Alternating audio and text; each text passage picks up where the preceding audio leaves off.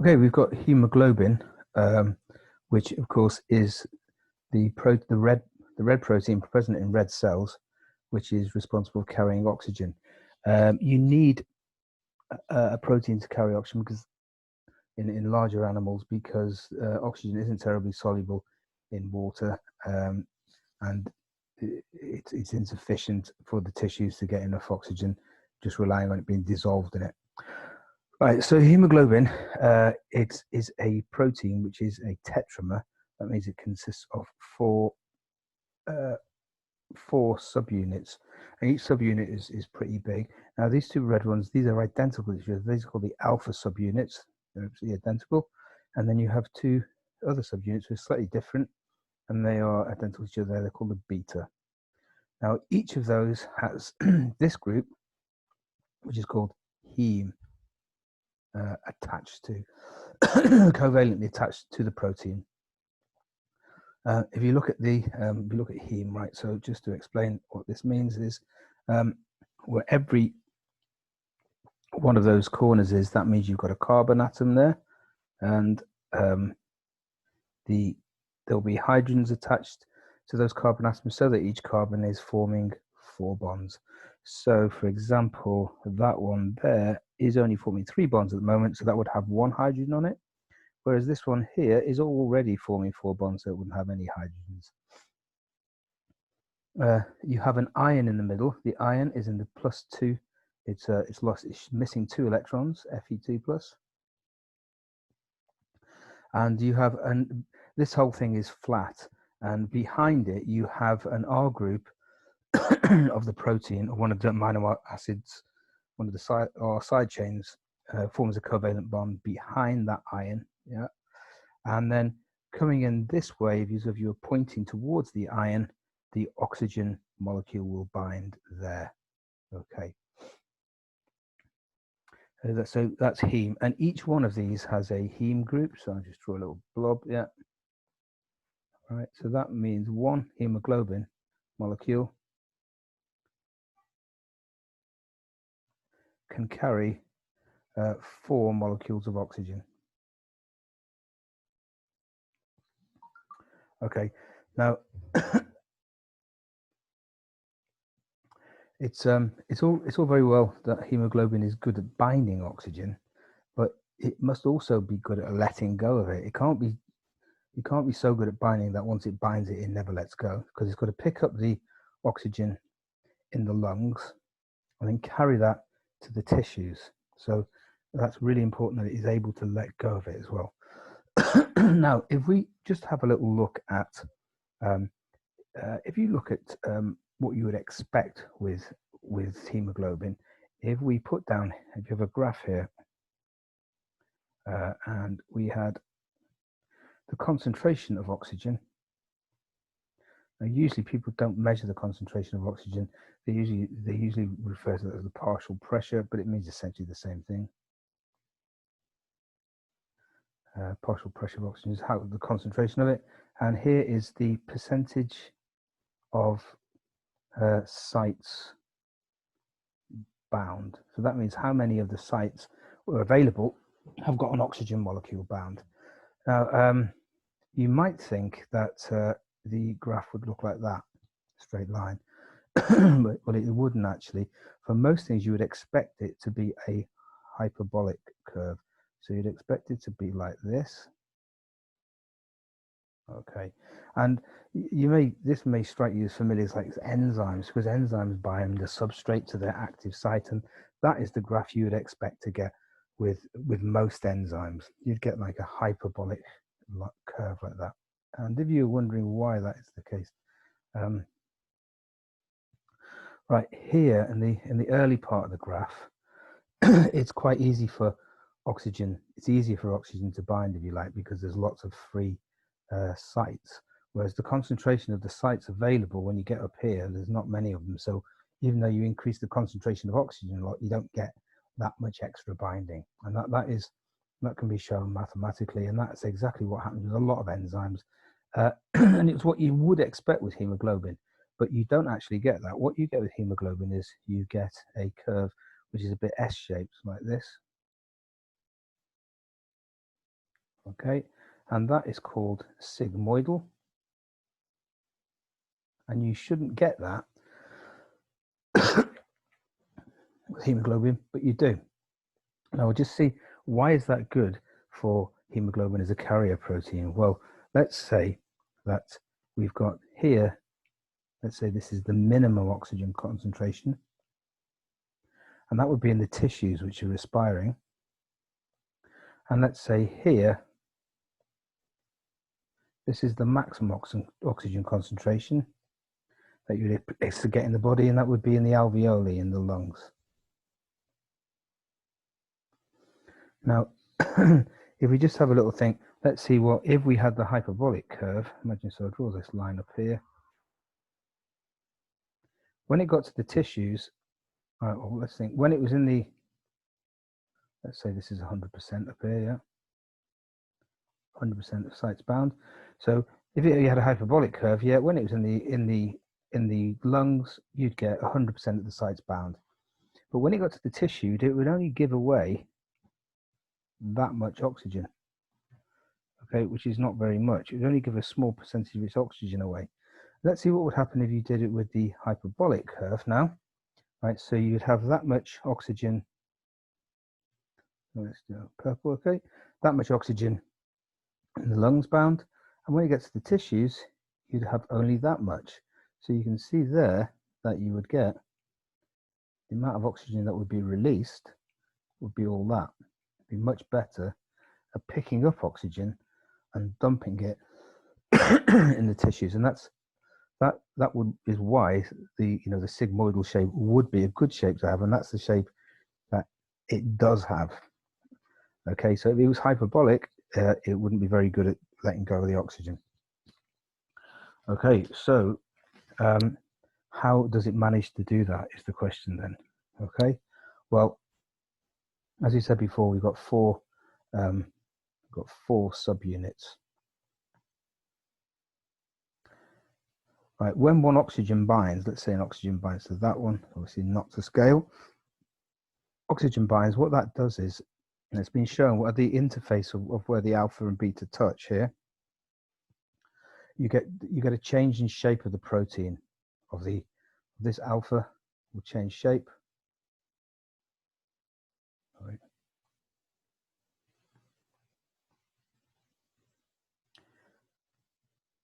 And that affects the binding sites, the other binding sites.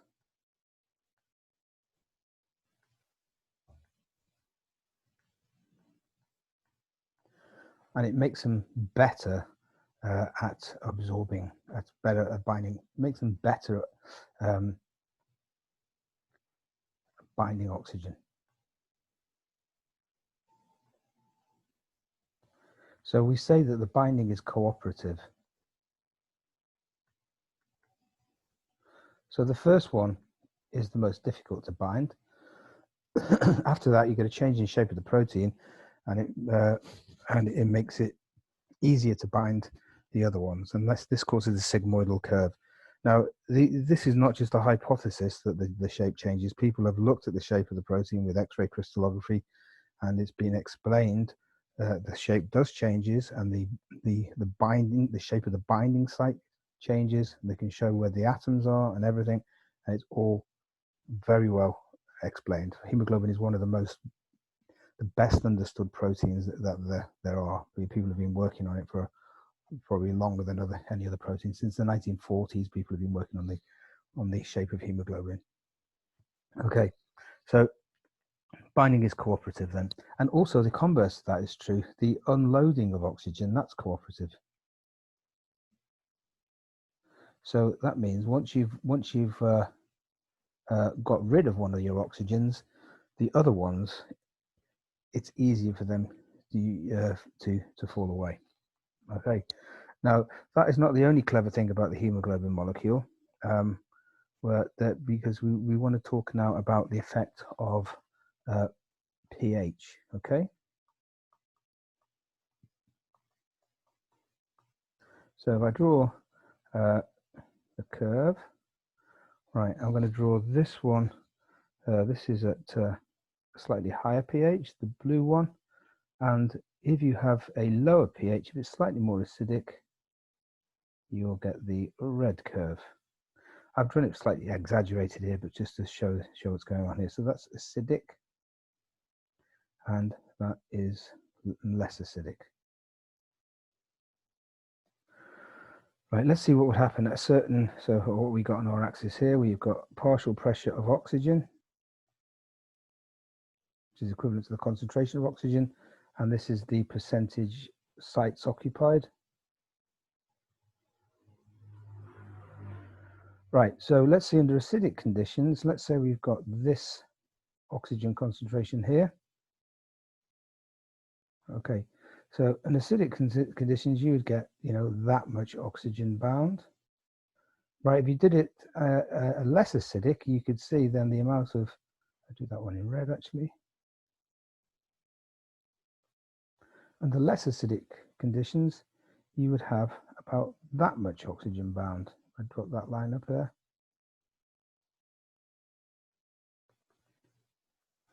So you can see under acidic conditions, the hemoglobin lets go of the oxygen more easily. Okay, let's write that down.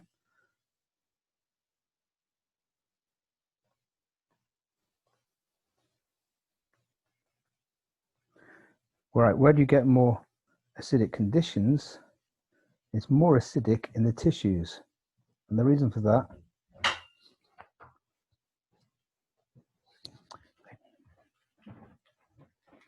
more acidic in the tissues. And the reason for that is you get respiration occurring.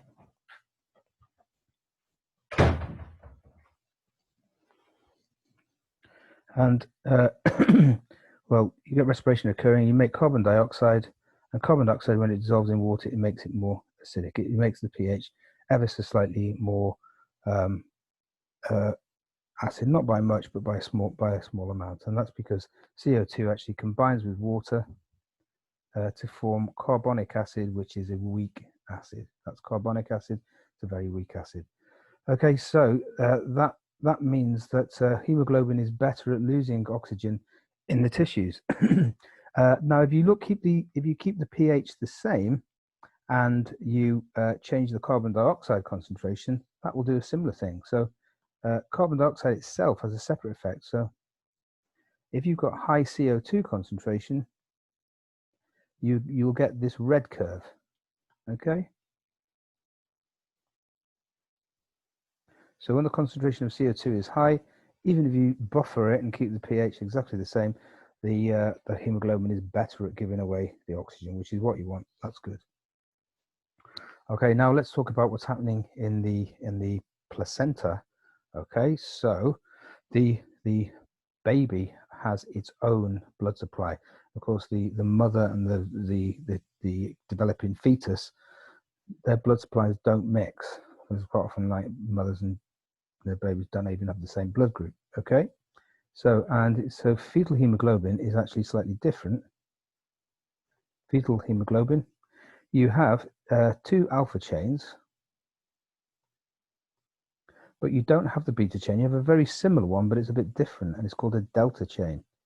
Okay, so and then what that switch is just before the baby's about to be born, there'll be a sort of changeover of the hemoglobin from this fetal type into the adult type, where you have beta chains instead of these delta chains. So they're ever so slightly different. And if I draw the adult hemoglobin, it would be like that, and the fetal hemoglobin you find is like this. That is a curve more that way. That's the fetal. And that's the adult. Now, what does that mean? It means, let's do the concentration. Let's say we've got a concentration of oxygen there, of that concentration there. This is the pressure of oxygen. This is our percentage again. Right, at that concentration, you would find that the adult hemoglobin has got very little oxygen bound, whereas the fetal type would have more bound. So from that we can see that the fetal has greater affinity for oxygen. And that is really important, of course, because in the placenta, if the adult hemoglobin had greater affinity, the adult would hold on to the oxygen and it wouldn't transfer over to the fetal blood supply. So it's very important that it does have that slight difference. Interestingly, if you look at the amino acid sequence for the delta gene, you can see that it's different.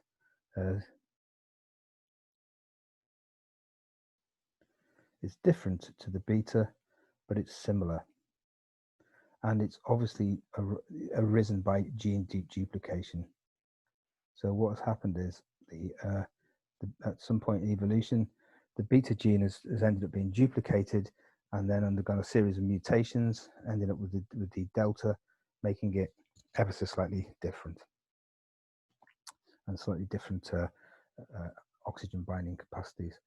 Right. Then the final thing I want to talk about this is which was an experiment which was done in about 1948, and it was quite difficult to do.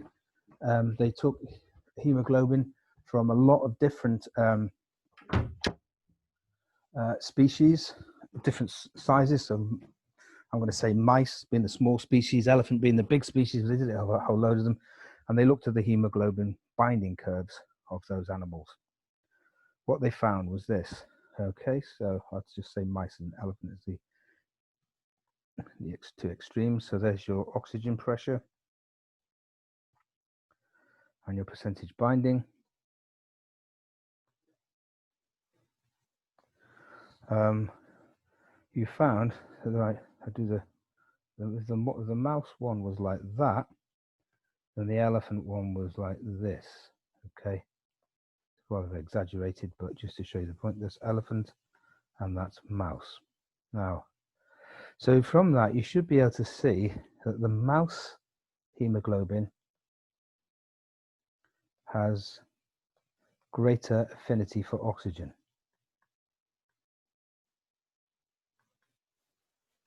Okay, so they did that over a series of animals, all different sizes, and they found that it always fitted this sort of pattern. Now, what is the reason for that? Well, small animals, because they've got a very high surface area, small animals have a high metabolic rate. In other words, they've got high rates of respiration. That is because they have to generate a lot of heat, because they're losing heat all the time, because the surface area to volume ratio is quite big. So they've got a high rate of respiration. So that means that in their tissues, they're going to have high CO2 concentrations. Right, so and it's going to have high CO2 concentrations and more importantly, low oxygen concentrations, because all the oxygen has been used up in respiration. So that means the mouse hemoglobin can afford to have a greater affinity because the CO2 concentrations in the tissues the oxygen concentrations in the tissues are very low. And so the hemoglobin can still lose its oxygen because the concentrations of oxygen are really low. With the elephant, that wouldn't work. If the elephant had that kind of hemoglobin, because the rate of respiration is not that great in the elephant's peripheral tissues, the oxygen concentration isn't that low. So the elephant hemoglobin had a high oxygen affinity. It wouldn't be able to lose its oxygen and load its oxygen at the tissues. Okay, so most important thing there is, don't forget the sigmoidal shape of these curves. That is really important because it means that the hemoglobin can lose the oxygen, can unbind or lose the oxygen quite easily. Where if you didn't have this, if you had the hyperbolic shape, that wouldn't happen. How is the sigmoidal shape achieved? It's by interactions between the subunits.